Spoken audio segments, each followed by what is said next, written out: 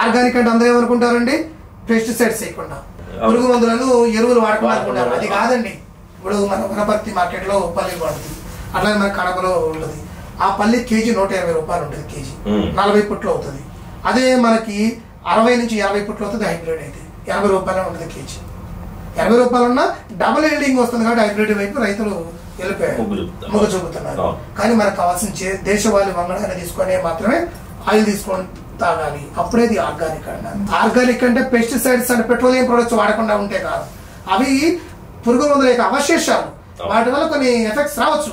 కానీ ప్రధానమైనటువంటి body DNA structure damage చేసేది ఏంటి అంటే దేశవాళీ వంగడాలు కాకుండా సంకర జాతి వంగడాలు వాడబట్టి, ప్రాణశక్తి లేని జీవిని తీసుకోబట్టి, ప్రాణశక్తి లేని గుడ్డుని, ప్రాణశక్తి లేనటువంటి విత్తనాన్ని సీడ్ని అన్నం కింద తీసుకోబట్టి, ప్రాణశక్తి లేని కూరగాయలు తినమంటే క్యాన్సర్లు వస్తుంది.